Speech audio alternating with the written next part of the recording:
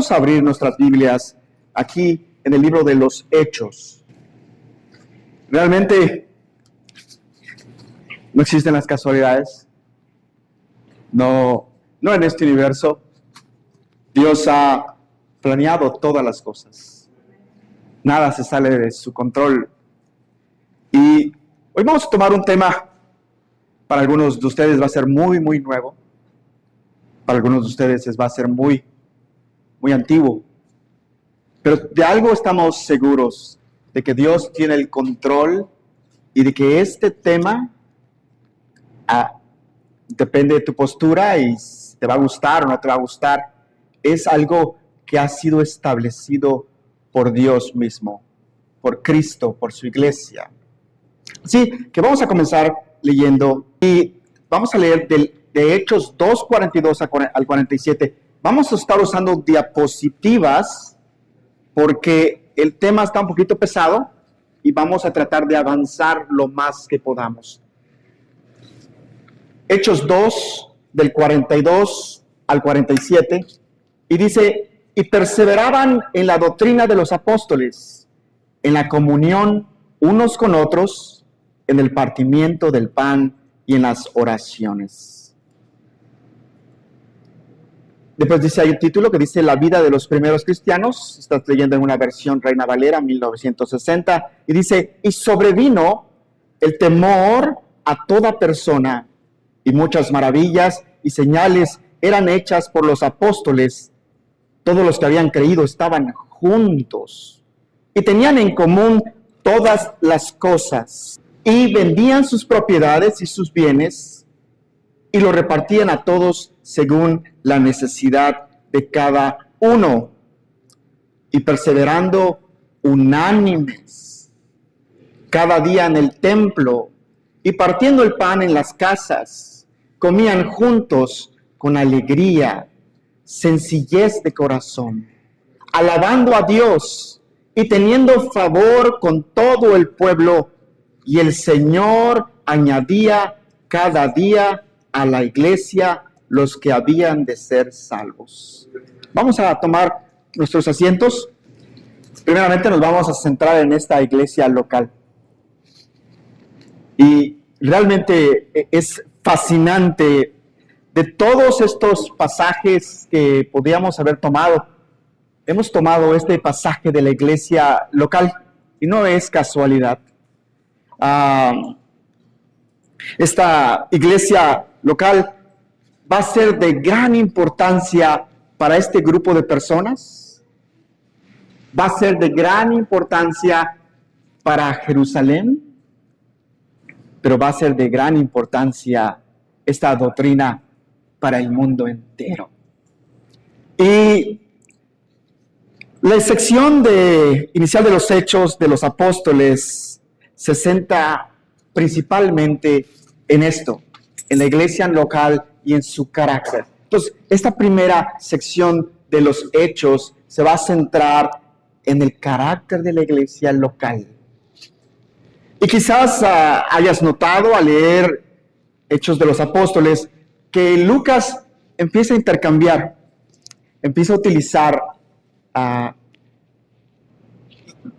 la historia, me refiero a lo que está pasando con el pueblo y lo que está sucediendo en la iglesia. Y podemos ver esto a través del libro de los Hechos. Nuestro hermano Lucas empieza entonces a intercalar lo que está pasando con el pueblo y lo que está pasando con la iglesia.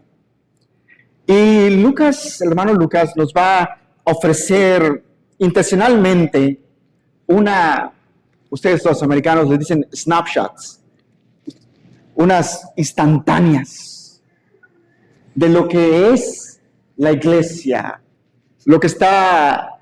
cómo Dios está obrando en la iglesia, los peligros que enfrentaron y cómo Dios los mantuvo a su iglesia.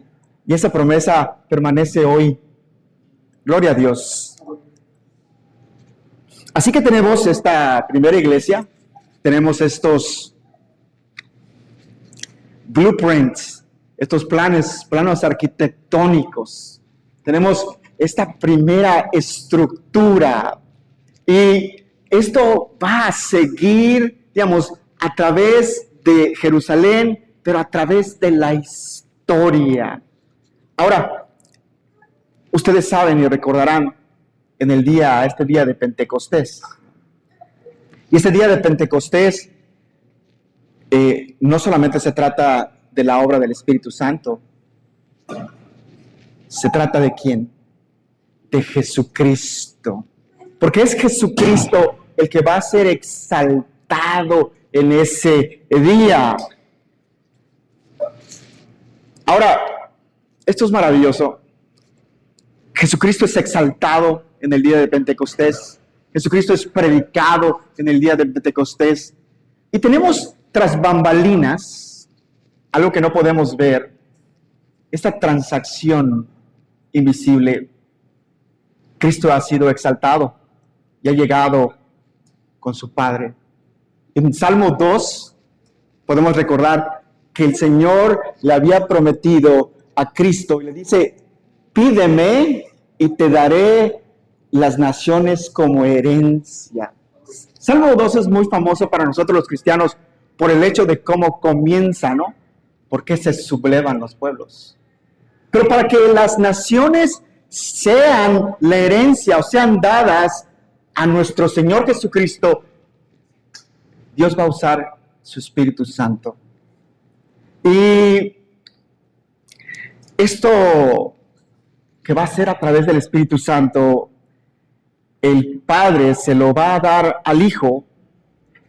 El Hijo les había prometido a los discípulos que no los iba a dejar solos y que les iba a iba a venir alguien como Él, ¿no? Que iba a dejar al Espíritu de Dios, al Espíritu de Cristo aquí. Así que el Padre le ha concedido este deseo y ha derramado sobre su iglesia el Espíritu Santo. Ahora, esto es maravilloso, porque el Espíritu Santo vivía en Cristo, ¿verdad? Y fue el Espíritu Santo que lo levantó de los muertos, ¿verdad? Pero es el Espíritu Santo que habita en la iglesia hoy. Y esto es algo maravilloso, es algo maravilloso. No estamos solos. Cristo no nos dejó solos. Nos dejó a su Santo Espíritu. Realmente a alguien como Él. Y volvemos a lo mismo, nada sucede por casualidad en el reino del Señor. Esta situación había sido profetizada. Podemos ver en el libro de Joel, cómo el hermano Joel, profeta Joel, había anunciado esta situación. Y una de las cosas que siempre mencionamos aquí en esta iglesia León de Judá, no el hecho que hablaran lenguas, es el hecho de que hasta el día de hoy el Espíritu Santo sigue guiándonos a toda verdad, que sigue guiándonos al Señor Jesucristo. Así que el Espíritu Santo estaba capacitando para predicar el Evangelio, la gente se estaba convirtiendo, había una obra sobrenatural y se forma una iglesia. Gloria a Dios. Ahora, ¿cuáles son las características de esta primera iglesia? Pues podemos ver su apostolicidad, podemos ver su santidad y podemos ver la universalidad de la iglesia. Es más, como estamos aprendiendo, esta universalidad quiere decir que hay una iglesia que Dios conoce quién es su iglesia. De ahí se toma el término católico, universal, la iglesia invisible de Cristo. Aunque la iglesia es visible, los cristianos se reúnen los domingos. Gloria a Dios. No sé quién comentó de ustedes que cómo podríamos ser perseguidos si no fuéramos visibles. El Espíritu Santo nos ha dado aquí, a través de nuestro hermano Lucas, esta mejor formulación posible de lo que una iglesia debe ser. La iglesia local está en el propósito, en los propósitos centrales de nuestro Señor. Y la existencia de la iglesia no es casualidad. No es casualidad. El Señor le había prometido a nuestro hermano Pedro que las puertas del Hades no prevalecerían contra ella. Ahora, nomás voy a hacer una pausa aquí. Estas puertas del Hades, esto lo que significa puertas aquí, significa este signo de poder. Quiero que piensen en esto. No había un ayuntamiento, una municipalidad. Y entonces en las puertas de las ciudades se resolvían todos estos casos. No habrá poder que pueda derribar su iglesia. Y esta es una promesa que el Señor había dicho, esta es una profecía, y esto así ha sucedido y sucederá hasta el día de Jesucristo. Ahora, ahí mismo, en Mateo 16, 19, no sé si lo tenemos por acá, le dice, aquí en la pantalla, y a ti te daré las llaves del reino de los cielos, y todo lo que atares en la tierra será atado en los cielos, y todo lo que desatares en la tierra será desatado en los cielos.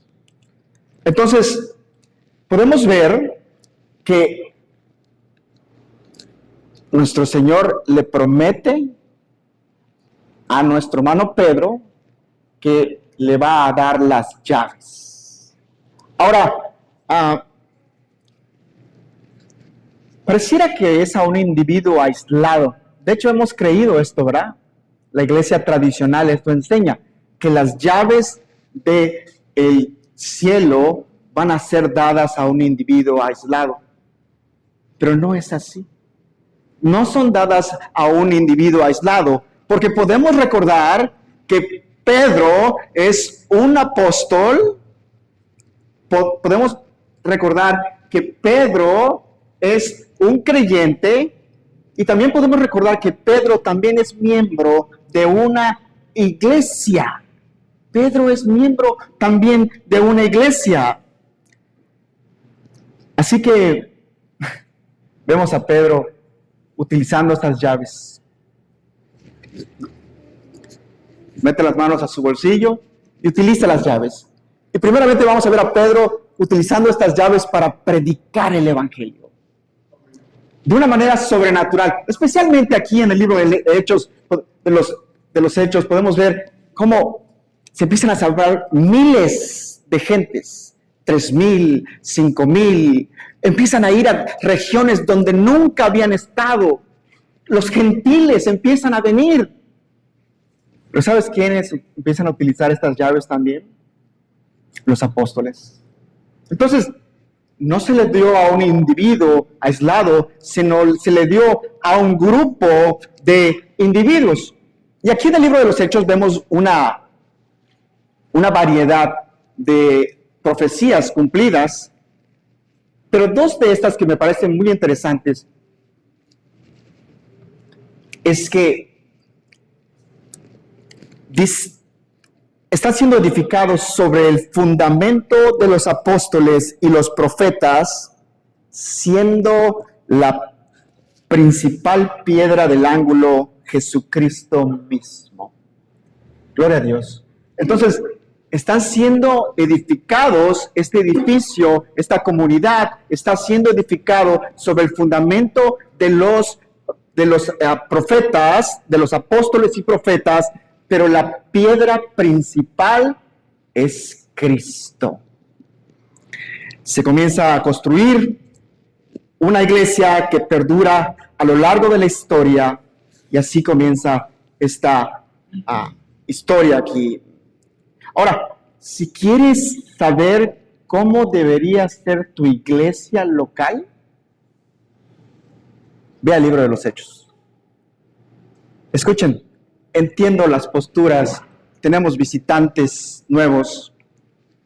Podemos decir, ha sucedido algo en el mundo que debemos de sospechar del enemigo. ¿Quién ha hecho esto? ¿Quién ha hecho esto? Pero si queremos queremos tener una idea sólida, una idea sana de cómo debe ser una iglesia, y entiendo, han asistido a diferentes iglesias, especialmente si vienes de los Estados Unidos, hay lugares que hay una iglesia en cada esquina, como Texas. Si quieres saber cómo es una iglesia, ve al libro de los Hechos. Y va a haber características de esta iglesia que solo Dios puede hacer, sobrenaturales. Esta iglesia se va a caracterizar por una enseñanza apostólica. Gloria a Dios. Gloria a Dios. Tenemos una enseñanza apostólica. Ahora, quiero que recuerden esto aquí en la pantalla. Y quiero que recuerden que en el aposento alto, Jesús les había preparado a los apóstoles para que tomaran esta iluminación, que tomaran este poder y que lo compartieran en toda la iglesia. Aquí en la pantalla, Juan 16:13. Y dice, pero cuando venga el Espíritu de verdad, Él os guiará a toda verdad, porque no hablará por su propia cuenta, sino que hablará todo lo que oyere y os hará saber las cosas que habrán de venir. Entonces, podemos ver 3 declaraciones. Cuando venga el Espíritu de verdad, Él os guiará a toda verdad y os hará saber las cosas que habrán de venir. Ahora, tenemos este modelo, ¿ok? Tenemos este modelo en la iglesia. Y tenemos este patrón. Entonces, lo vamos a dividir en 3 partes. El modelo primero va a ser que se van a dedicar a la enseñanza de los apóstoles. Después vamos a ver esta comunión y después vamos a ver este asombro. Así que cuando Lucas nos dice que en estos primeros discípulos se dedicaron a la enseñanza de los apóstoles, eso es un modelo, un patrón que debe haber en cada iglesia local. Este es un patrón, un modelo que debe existir en cada iglesia local. Debe existir este modelo apostólico de enseñar las Escrituras. En segundo lugar, había esta comunión. Hermanos, había esta coinonía, les gusta decir a algunos de ustedes. Había comunión. Ahora, esta comunión se caracteriza en esto. Primero, que los miembros tienen un carácter humilde, amable. Pero hay algo que es extraordinario. Dice, y esa es la manera que lo describe el hermano Lucas, estaban juntos. Tenían todas las cosas en común. No había necesidad. Partían el pan en sus casas. Tenían corazones alegres y generosos. Alababan a Dios y gozaban del favor de Dios y de la gente. Ahora, es una imagen asombrosa de cómo realmente es una comunión en la iglesia. Nuestro hermano Pablo es muy específico en cómo debe haber una comunión, qué debe ser una comunión en la iglesia.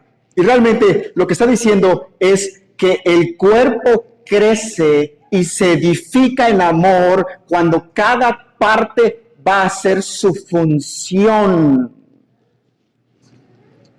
siendo ajustados todos los miembros del cuerpo. Cada parte está haciendo su función. Esa es la manera como el cuerpo crece. De nada sirve que en una yunta de bueyes alguien esté jalando más que otros. No, la idea que usa nuestro hermano Pablo del cuerpo es que el cuerpo funciona como un organismo y el cuerpo se ama. Amén. Ahora, el Espíritu Santo desciende sobre una comunidad y los hace semejantes a Cristo. Y los hace semejantes a Cristo. Muchos de ustedes pedimos ser semejantes a Cristo, ¿verdad? ¿Sabes qué significa eso? Significa que el que sea mayor de ustedes va a ser siervo de los demás. Significa que Cristo está dispuesto a lavar los pies de los discípulos. ¿Y sabes qué pasa?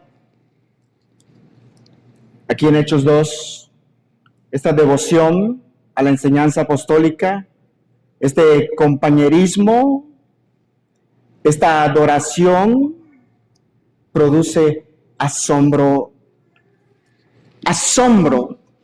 La iglesia es formada y lo que está sucediendo en la iglesia, los milagros que están sucediendo en la iglesia, el compañerismo que está sucediendo en la iglesia, el amor que está sucediendo en la iglesia, no pasa desapercibido.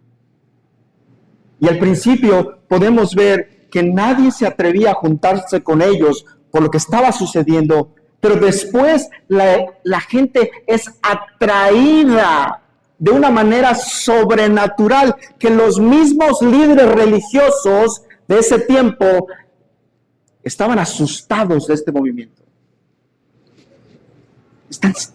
Entonces nadie puede negar que algo está sucediendo allí. La sensación de la presencia de Dios, su gloria, está allí en medio de su pueblo. Y yo me hago una pregunta. ¿Conocemos de eso? Hermanos, ¿conocemos de este asombro? ¿Estamos acostumbrados a escuchar, a observar?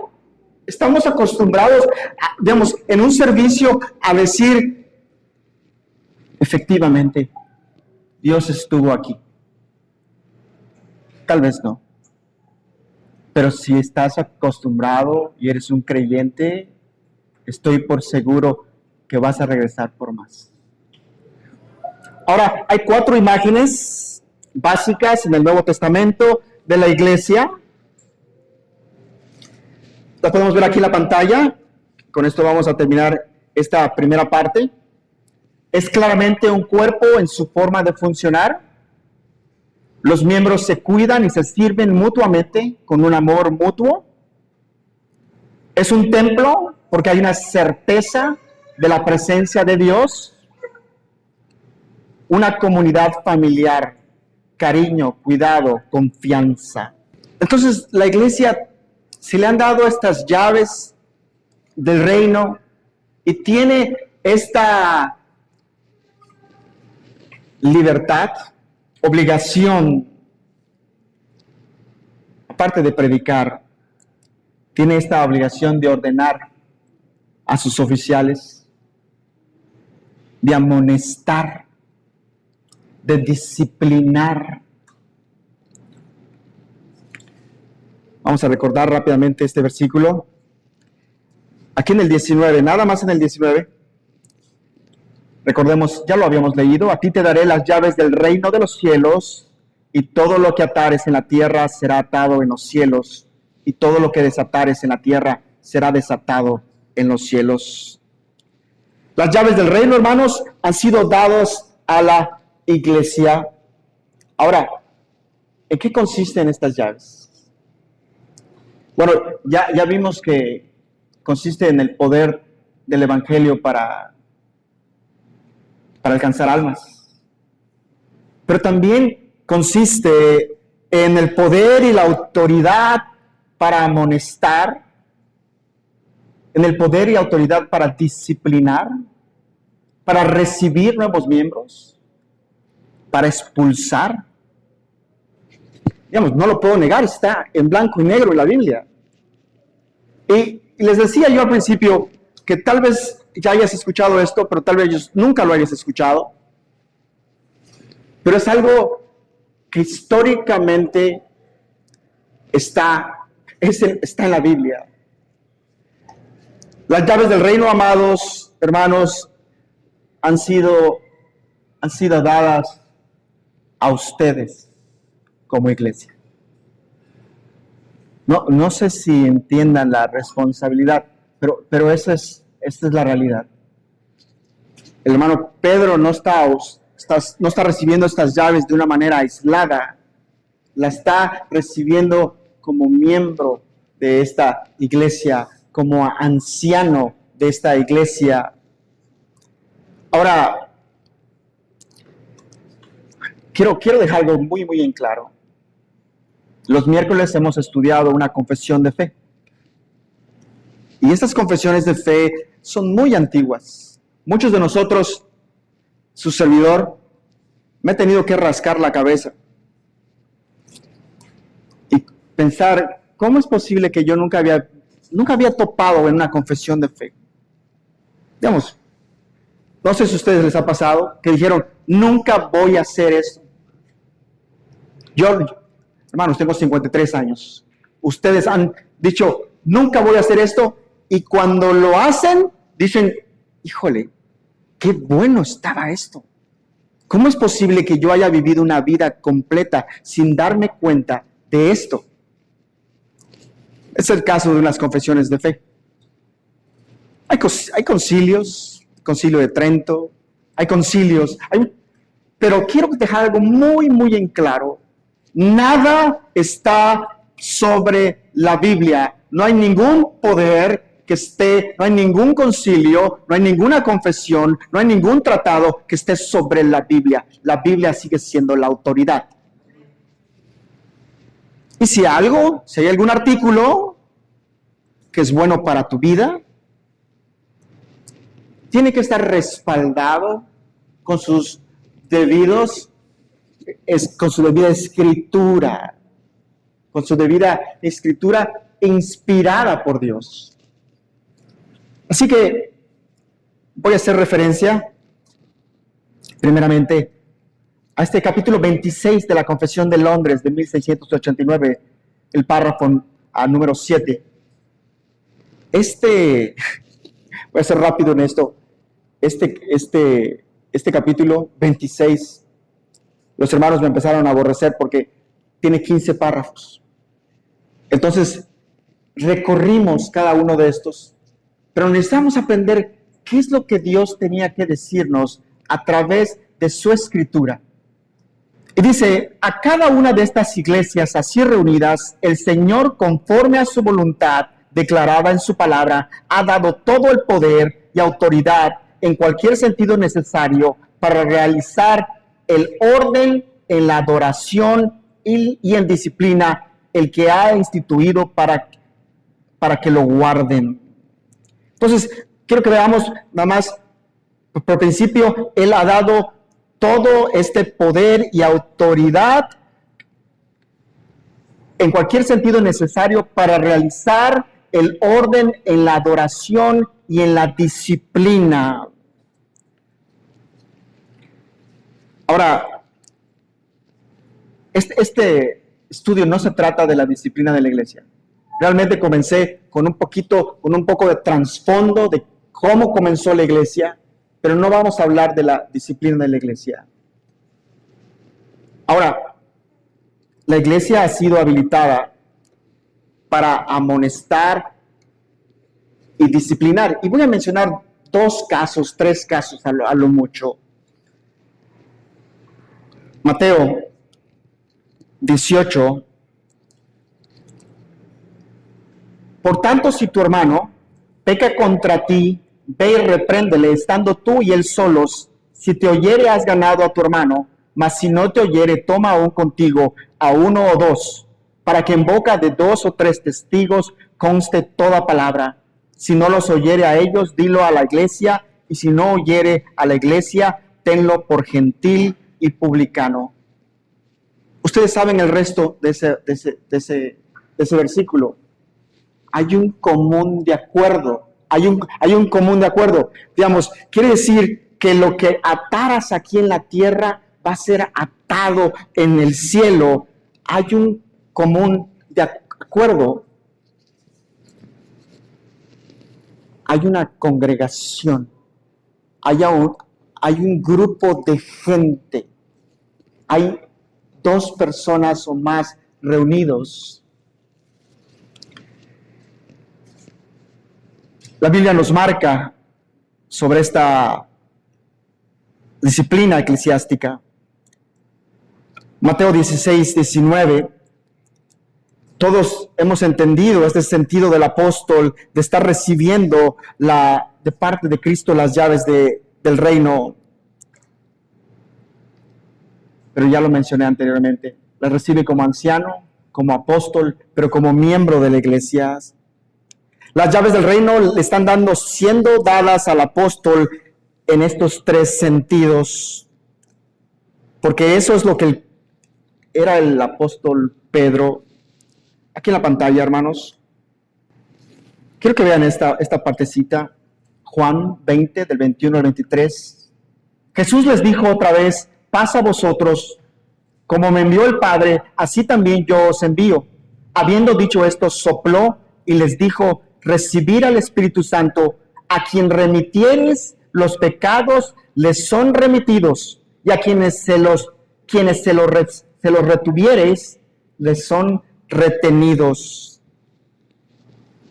¿Ven que no es una manera aislada? ¿Ven lo que está pasando? Ahora el Señor Jesucristo está hablando en general. Se está dirigiendo a los discípulos, el poder que tiene la iglesia para disciplinar, para expulsar.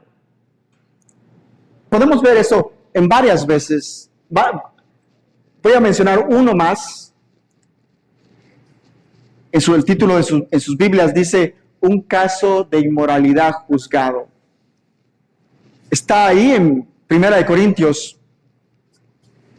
La iglesia de los Corintios no se portaba muy bien. Y había un hombre que había tomado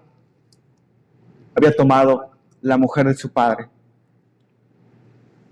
Y el hermano Pablo, el apóstol Pablo, al ver que los líderes de esa iglesia no reprenden, no hacen ninguna indicación, entonces viene la exhortación. Vamos a verla aquí rápidamente. 1 Corintios 5, 4.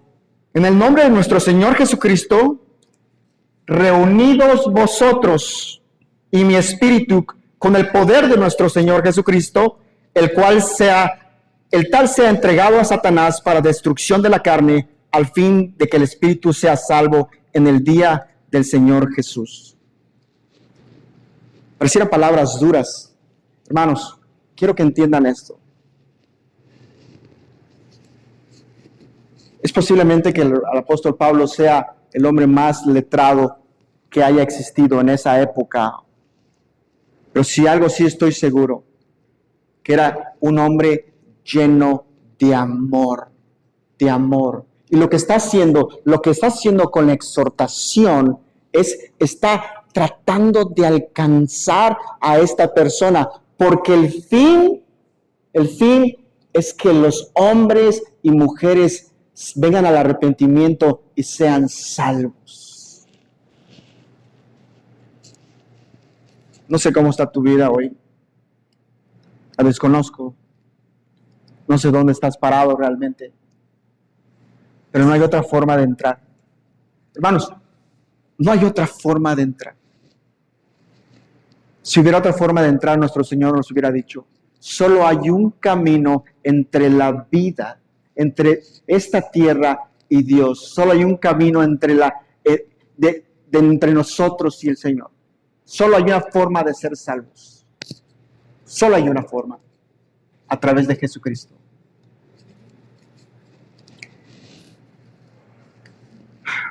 Pablo le está diciendo a la iglesia de Corintio: ustedes tienen el poder, expulsen a este hombre que está en pecado. Se lo tomaron tan en serio y hay tantos problemas en la iglesia de Corintio. Los que han leído han leído esta carta a los Corintios, la primera, la segunda.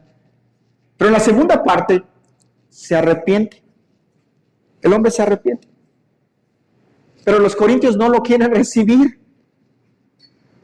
Y entonces el hermano Pablo, en su amor, viene otra vez la exhortación. Y aquí está. ¿Podemos verla? 2 Corintios 2, del 6 al 8, dice: es suficiente para tal persona este castigo que le fue impuesto por la mayoría. Así que por el contrario, vosotros más bien deberíais perdonarlo y consolarlo, no sea que sea consumido de demasiada tristeza, por lo cual os ruego que confirméis el amor para con él. Maravilloso. Exhortación, digamos, hay una amonestación, lo recibe, pero hay una restauración. No conozco tu vida. Tal vez alguna vez amaste, me estoy yendo muy... ¿Tuviste una relación con Dios? Si realmente eres un hijo de Dios, eso no se pierde. No se pierde. Porque no depende de ti. Si dependiera de alguno de nosotros, hace mucho tiempo que hubiéramos dejado de creer. Depende de aquel que sostiene el universo. Las libertades que posee la iglesia: ordenar sus oficiales, la recepción de estos miembros, la disciplina eclesiástica. ¿Y por qué se llaman libertades? Bueno, porque son libertades que Cristo dio a su iglesia. Son libertades legítimas que tiene la iglesia de Cristo. Es el poder que también es una responsabilidad que Dios ha dado a cada uno de los miembros de la iglesia. Hoy nos vamos a enfocar en la libertad que tenemos para ordenar oficiales. Así que regresamos a la confesión. Vamos a ver qué dice la confesión. Capítulo 26, 8 dice: una iglesia local reunida y completamente organizada, de acuerdo con la voluntad de Cristo, está compuesta por oficiales y miembros.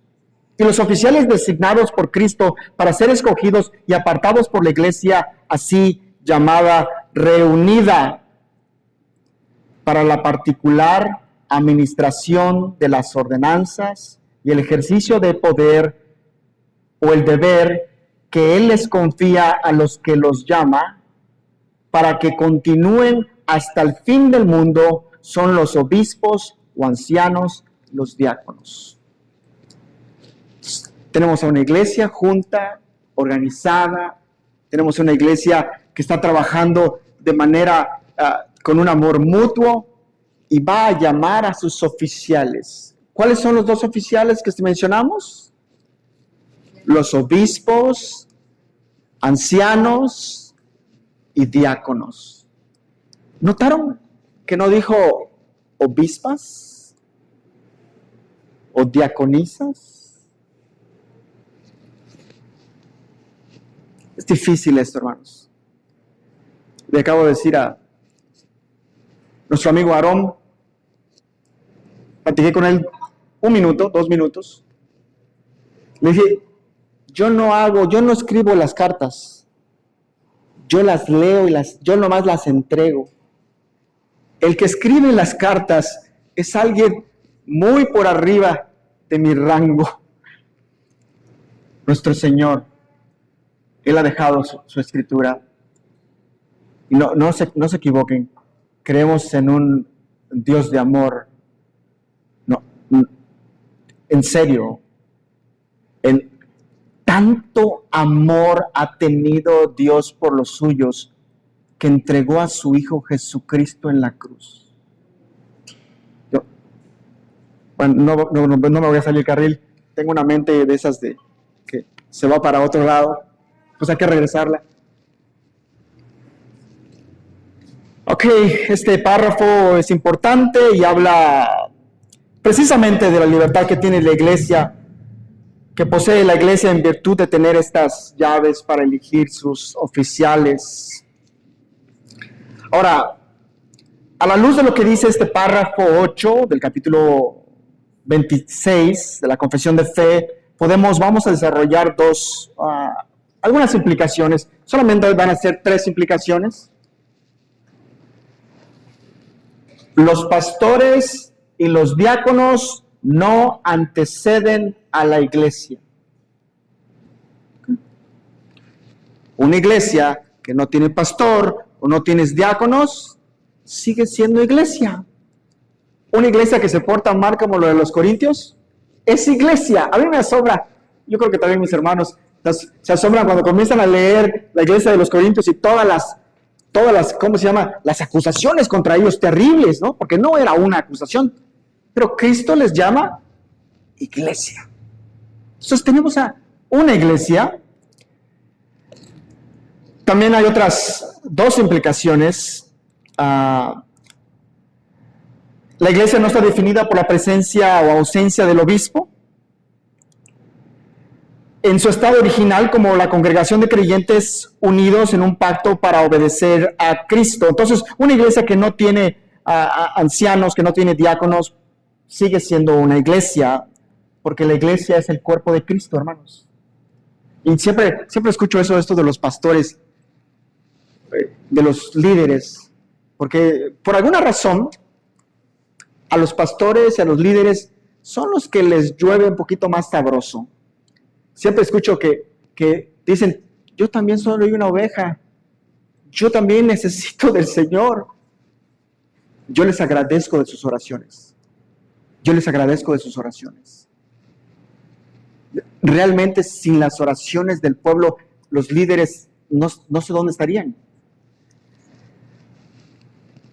Una segunda implicación es que si la iglesia es antes del pastor y el pastor es después de la iglesia, entonces podemos decir que no existe tal como cosa como un pastor, un diácono, que no vaya a la iglesia. ¿Existirá algún pastor, algún diácono que no esté conectado a la iglesia? Me estoy contradiciendo, ¿verdad? Una de las cosas que siempre le digo a la gente, estaba yo pensando en el papá de Carelli esta mañana, yo decía, ¿cómo puede haber un cristiano que no asista a la iglesia? Digamos, ¿cómo puede haber, somos parte de... Y siempre les digo a la gente, hay gente que me dice muy, muy tiernamente, me dice, yo soy cristiano, creo en Cristo. Y siempre le digo lo que el hermano Rogelio me ha enseñado. ¿Cuándo fue levantado el Señor Jesucristo? El domingo. ¿Cuándo se reunían? El domingo.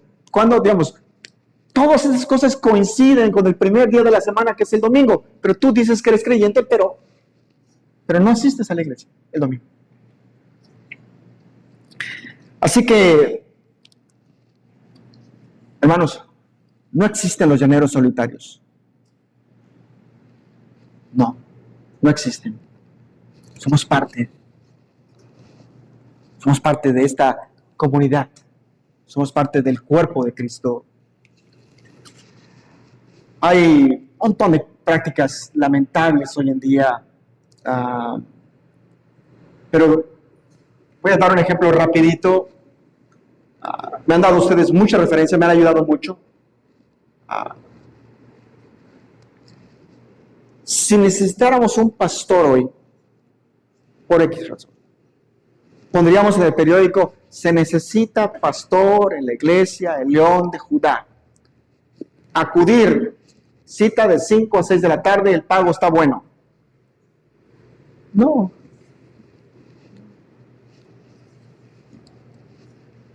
pastores tienen que ser parte del cuerpo, hermanos. Entiendo. Nosotros tenemos nuestros gente que admiramos. No sé si ustedes escuchan a alguna persona en inglés, R.C. Sproul, algún de estas personas, hay gente que admiramos. Hay gente que admiramos como, tal vez, como el hermano Sugel, o el hermano Núñez. Pero no me malinterpreten. Y es algo que me dijo el hermano Francisco. Me dijo, primero conóceme, conoce lo horrible que soy. Casi me dice así, conoce lo horrible que soy. Pero, ¿cómo podríamos nosotros agregar a alguien que no lo conocemos? Tiene sentido, ¿no? ¿Cómo agregamos a alguien como pastor, o lo ponemos como pastor, que no lo conocemos? ¿Por qué? Porque sus credenciales se ven muy bien. ¿O cómo lo agregamos a una persona, escúcheme, cómo lo agregamos a una membresía sin conocer su vida? Alguien, hermanos, perdónenme por lo que voy a decir. En la cena del Señor, ¿podría alguien tomar la cena del Señor sin saber exactamente lo que está sucediendo en la cena del Señor? Y ustedes saben las consecuencias de esto. Ustedes no son extraños a la Biblia.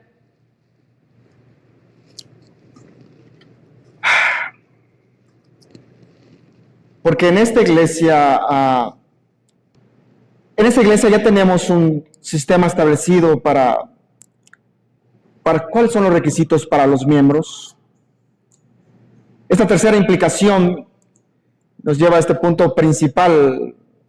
Sin embargo, a la luz de lo que se dice en este párrafo, aunque la membresía antecede a los oficiales, la iglesia no está completamente organizada, conforme, completa, sin estos oficiales.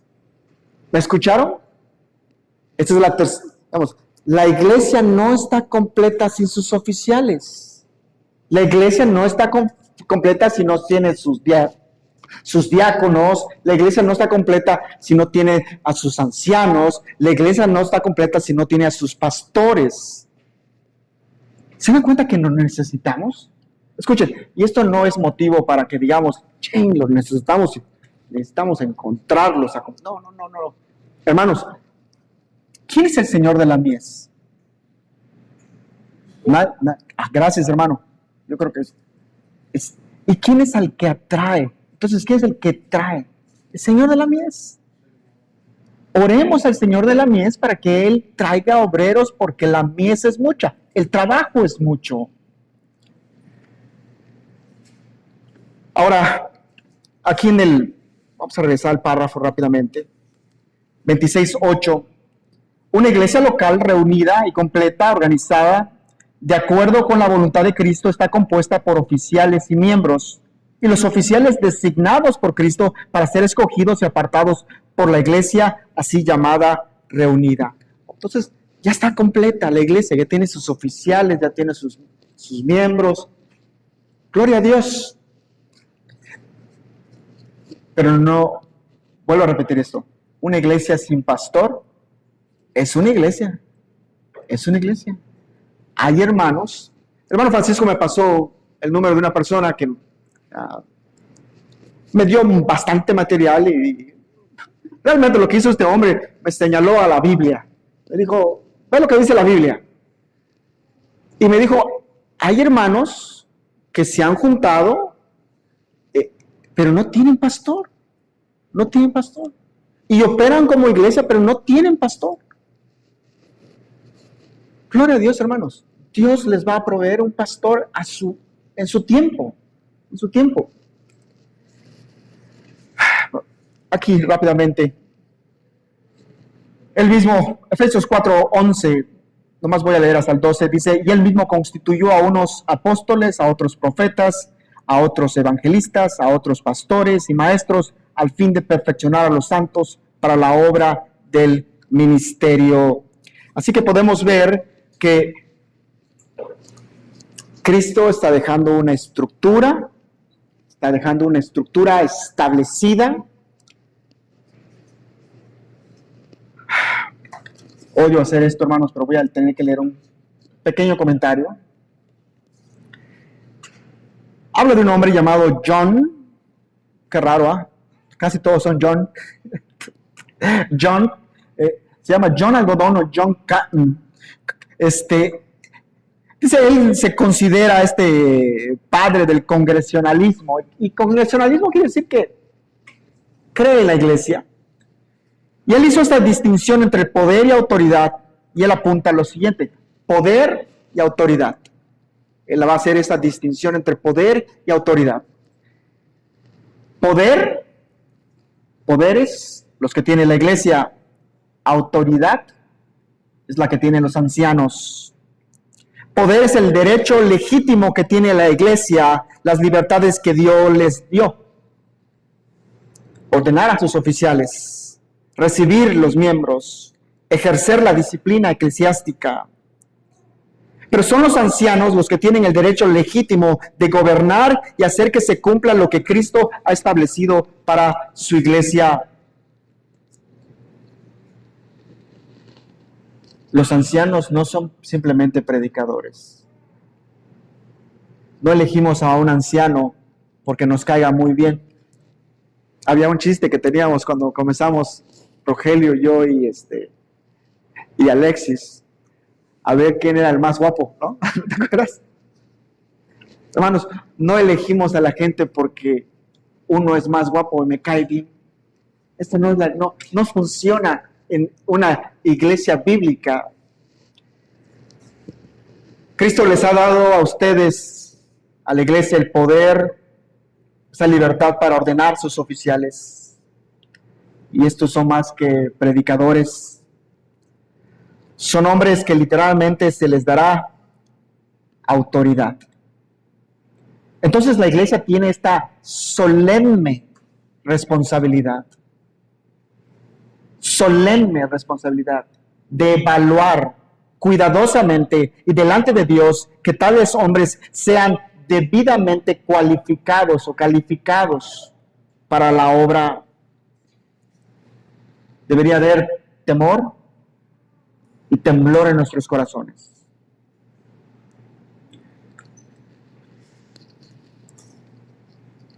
Voy a corroborar esto con el párrafo 8. El párrafo 8 continúa explicando cómo este poder funciona.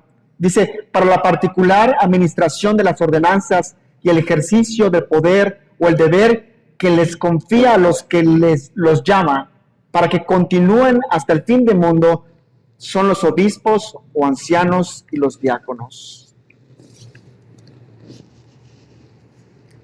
Ya estoy terminando. Nunca crean cuando un pastor dice ya estoy terminando. Pero ya estamos terminando. Un ejemplo, la iglesia podría ser el juzgado, el anciano es el juez y juntos van a ejecutar la sentencia. Hay una actividad conjunta en la iglesia.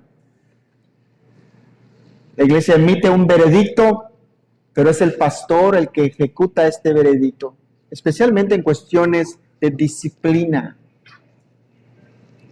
Ahora, si la iglesia tiene el poder para establecer sus oficiales, también tiene responsabilidades.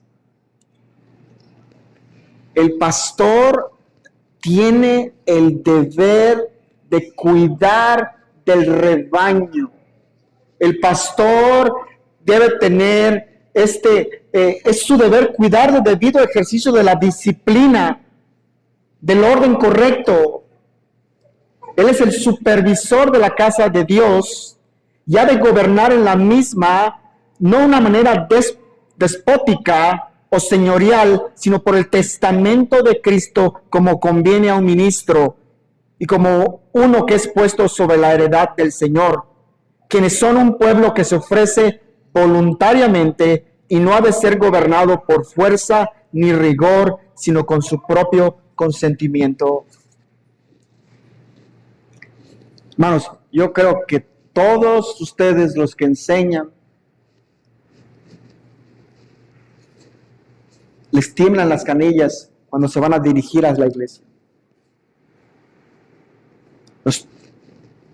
Porque hay una responsabilidad tremenda en lo que se enseña. Hay una responsabilidad, realmente es muy importante. Ahora imagínense el cuidado, el carácter de un hombre de Dios.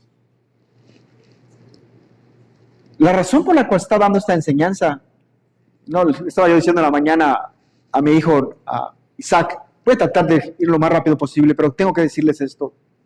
Es porque hemos cometido errores. Perdón. Sí, no hemos cometido errores. Nos hemos equivocado. Hemos fallado. Richard Nixon, uno de los presidentes de Estados Unidos, usualmente cuando los asaltantes de banco usan una máscara que tienen en la nariz. Richard Nixon fue el único presidente que ha renunciado. Renunció por el escándalo de Watergate. El problema que había habido problemas con la intervención, manipulación ahí de las elecciones o algo que anticipado a las elecciones. Pero él se puso enfrente del pueblo americano y dijo, he cometido un error. Vean la diferencia. Y aquí todos vamos a cascabelear. No es lo mismo un error, porque errores de humanos, a decir, me equivoqué, soy culpable. La regué. Estuve mal. ¿Se dan cuenta de la diferencia? ¿Cuántos de ustedes tienen tantos problemas para admitir que realmente están mal, que se equivocan? Eso no debería suceder en la vida del creyente. No. Yo realmente estaba mal. Desconocía la enseñanza. Gracias a que el Señor es bueno y que nos ha acercado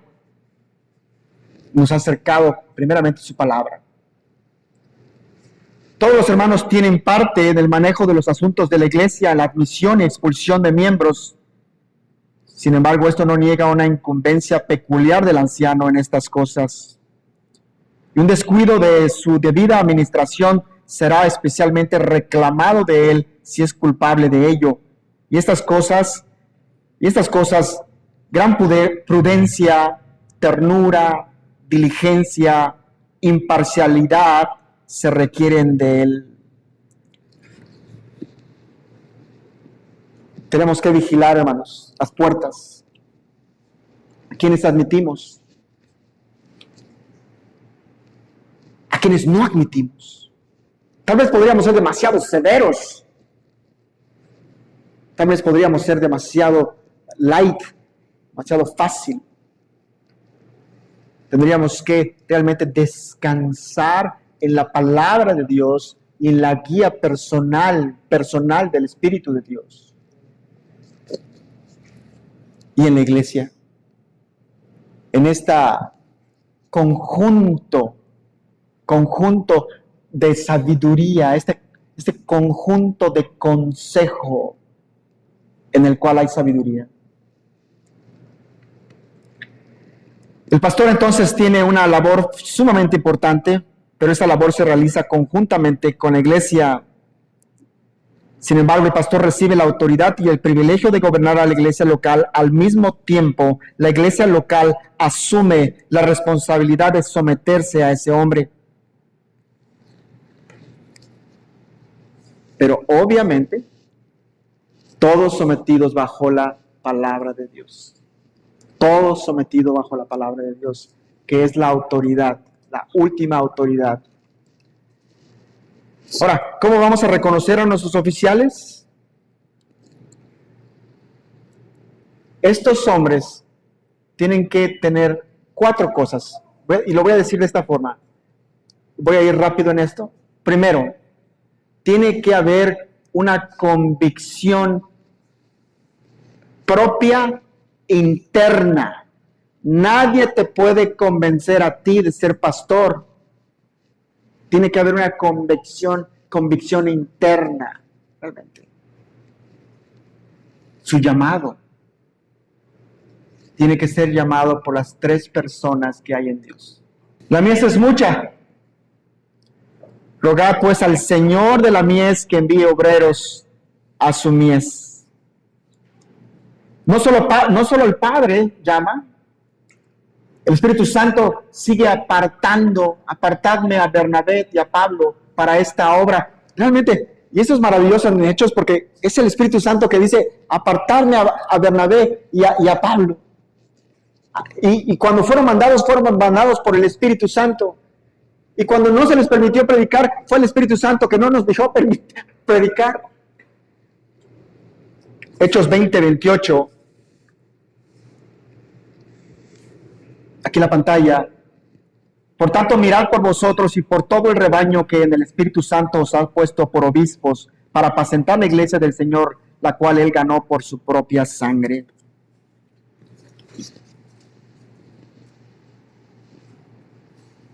¿Qué podríamos decir de Efesios 4:11?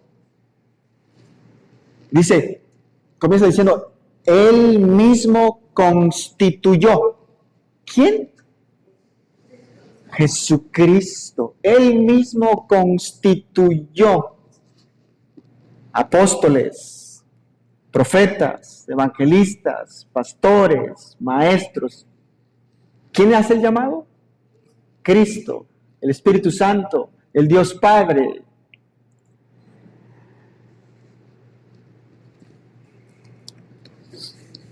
Ahora sí, realmente, solo voy a leer una parte aquí. Quiero que vean esos requisitos para el obispado. Palabra fiel, si alguno anhela obispado, buena obra desea. Pero es necesario que el obispo sea irreprensible, marido de una sola mujer, sobrio, prudente, decoroso, hospedador, apto para enseñar, no dado al vino, no pendenciero, no codicioso de ganancias deshonestas, sino amable, apacible, no avaro, que gobierne bien su casa, que tenga a sus hijos en sujeción, con toda honestidad. Pues el que no sabe gobernar su propia casa, ¿cómo cuidará de la iglesia de Dios? No un neófito, no sea que envaneciéndose caiga en la condenación del diablo. También es necesario que tengan buen testimonio de los de afuera para que no caigan en el descrédito y en el lazo del diablo. Para los diáconos, sigo leyendo, porque también son ancianos de la iglesia. Los diáconos asimismo deben ser honestos, sin doblez, no dados a mucho vino, no codiciosos de ganancias deshonestas, que guarden el ministerio de la fe con limpia conciencia, y estos también sean sometidos a prueba primero, y entonces ejerzan el diaconado si son irreprensibles. Hay esta convicción en nosotros, cumplen las cualificaciones establecidas por el texto. ¿Tiene que ser un hombre perfecto?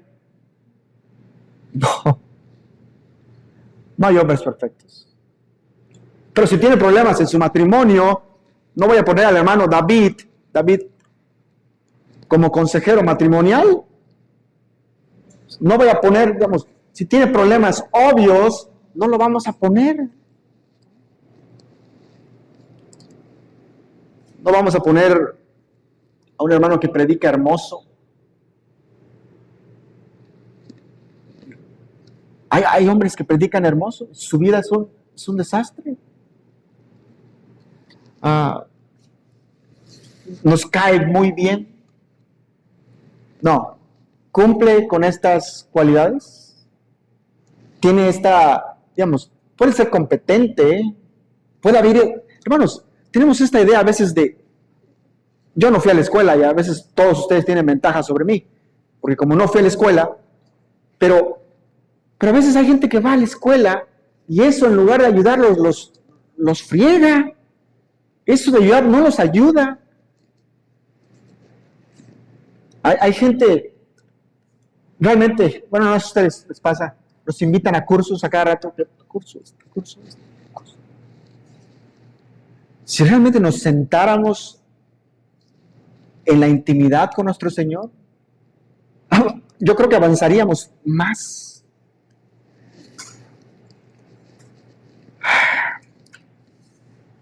¿Cómo lo hacemos para escoger a nuestros oficiales? Vamos a la confesión y ahora sí, realmente estamos terminando.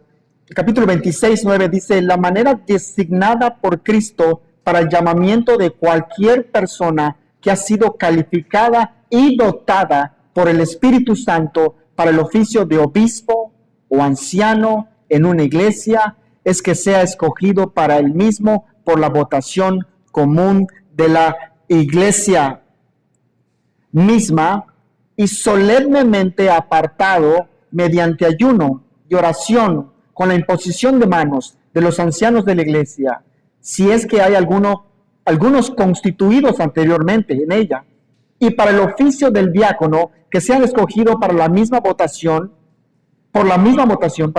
y apartado mediante oración y la misma imposición de mano.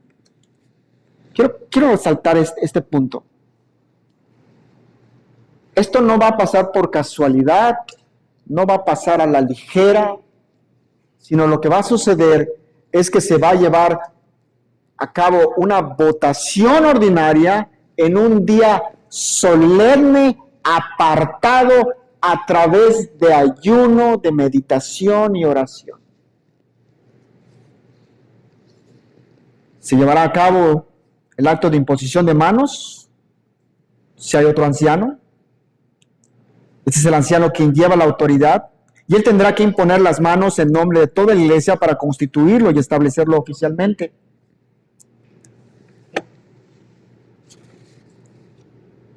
¿Cómo los vamos a escoger? Tenemos esta idea rápidamente, tenemos esta idea en Hechos de aquella elección de los diáconos. Quiero que vean esta parte. Agradó la propuesta a toda la multitud. Entonces agradó la propuesta a toda la multitud y entonces escogieron a estos diáconos. Hermanos, estaban reunidos los 120 en ese momento. Y agradó la propuesta a todos. Todos en conjunto tomaron una decisión. Quiero que vean este texto, Hechos 14:23. Y constituyeron ancianos en cada iglesia, habiendo orado con ayunos, los encomendaron al Señor en quien habían creído. ¿De quién estaban hablando? ¿Quiénes constituyeron ancianos en cada iglesia y los encomendaron al Señor en quien habían creído? ¿Quiénes fueron? ¿Quién? Gracias, hermano Francisco. Pablo y Bernabé. Entonces, quiero que vean esta palabra constituyeron y la razón porque podría ser de confusión es que parece que Pablo y Bernabé son los que están escogiendo. Los autores de la confesión en este pasaje de las Sagradas Escrituras, en este párrafo, hicieron una pequeña nota diciendo: véase el texto original, porque en el original la palabra constituyeron solo se usa 2 veces en el Nuevo Testamento, cheirotoneo, y que lo que significa es designar o escoger a través de la votación extendiendo la mano. Entonces, Pablo y Bernabé no fueron los que escogieron. No los escogieron. La iglesia fue la que levantó la mano y escogió. Tenemos un versículo más. 2 Corintios 8, 18, 19. Y enviamos juntamente con él al hermano cuya alabanza en el evangelio se oye por todas las iglesias, y no solo esto, sino que también fue designado por las iglesias. Volvemos a ver la misma palabra, la misma palabra. Cheirotoneo, designar o escoger a través de la votación extendiendo la mano. Ahora, la pregunta del millón antes de que terminemos, ¿quién era este hermano? ¿Quién era este hermano cuya alabanza en el Evangelio se oye por todas las iglesias? No me contesten. Para algunos es un misterio. Los eruditos piensan que es Juan Marcos. Así que, hermanos, entonces el texto nos está diciendo que el apóstol Pablo, junto con su compañero de viaje, constituyeron, no ellos, sino a través de la votación de la mano alzada en medio de las iglesias, se eligieron estos ancianos, a cada uno de estos ancianos para el oficio pastoral en medio de estas iglesias locales. Ahora, ¿qué va a suceder aquí? ¿Qué es lo que vamos a hacer? No lo vamos a hacer ahorita. No lo vamos a hacer ahorita. Pero eso es lo que vamos a hacer. Vamos a tomarnos una semana. A los miembros de esta iglesia se les va a dar una hoja. Y ellos en su casa, en meditación, en oración, en ayuno, tomarán decisiones como iglesia. Como iglesia. Como iglesia. Y esto va a ser para bendición, hermanos. Va a ser para bendición. Porque va a ser algo que vamos a tomar estas decisiones, vamos a tomar como iglesia.